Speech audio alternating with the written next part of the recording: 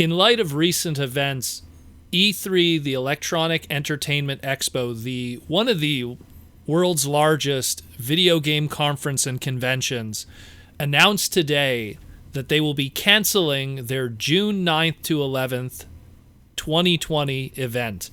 And this is the first time in the history of this event that they've had to cancel. And again, of course, due to everything that has been going on in the world that cannot be said on YouTube, the big V, as I always refer to it as now, it's pretty bad. It's pretty bad what's going on right now. And the official statement, according to E3's Twitter and their website, after careful consideration and consultation with our members, companies regarding the health and safety of everyone in our industry, our fans, our employees, our exhibitors, and of course our longtime E3 partners, we have had to make the difficult decision to cancel E3 2020, scheduled for June 9th to the 11th in Los Angeles.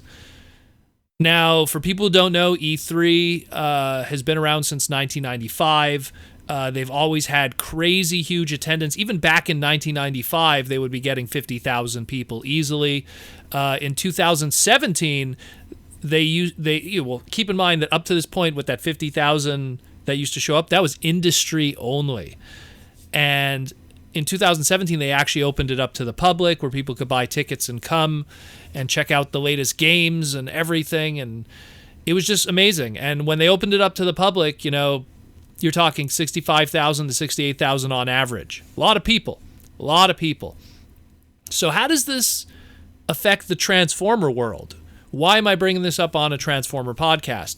Well, we were going to find out from Outright Games what was going to be happening with the Transformers brand, because we had a game that was slightly teased in the Hasbro investors panel at Toy Fair about a game that Hasbro has been working on with Outright Games, or OG as they're called Doom of Cybertron for the Nintendo Switch.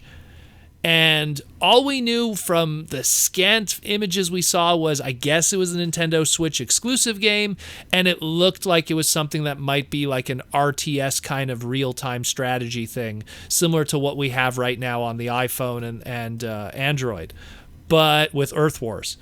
But the thing is that, Outright Games, if you kind of look at their library of what they've done up to this point, it's kind of crap, unfortunately. A lot of the stuff they did the Jumanji game, the Ice Age game, as in they do a lot of movie franchise stuff, How to Train My Dragon, Adventure Time, Paw Patrol, Hotel Transylvania, Ben 10, and all of those games, all of them on consoles, Xbox One, PS4, Switch, some of them mobile. But they're all, your typical licensed games, from, playable to not that great. And so, and again, look, we could totally be wrong, and maybe Doom for Cybertron is going to be this amazing game. During the Transformers 2007 movie, some of the movie games weren't that great, but the DS one was an unexpected, breath of fresh air for originality and open world fun. So, and I heavily suggest if you get a chance, DS Autobots and DS Decepticons, the Transformers DS game. Very good, 2007. Check it out. Really fun game. But that being said, we were going to be hopefully getting more information about this at E3, and it looks like that won't be the case unless the rumor is that E3 might be doing a digital announcement instead. Everything will just be online and done in that kind of format, where they'll just have these big conferences by the big companies revealing all their games, but it'll just have to be online. Kind of the way it is. Everything's have to be online. Also, and this is another one too, was we were also, hopefully, we're going to be getting information and an update on something we discussed in August of 2019 that was talked about at the the China Joy Summit.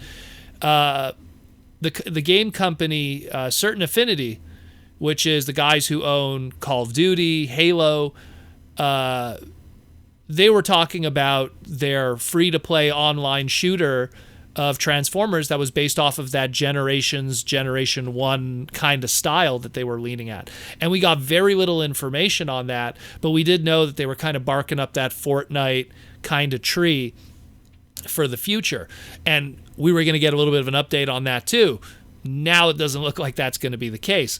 And finally, also, another thing too that was kind of like hinted at and we didn't get much information was Hasbro's jump into the VR world, where they were going to start doing some VR stuff. And there was a rumor, and again, it was a slight little tease of the Transformers VR battle arena.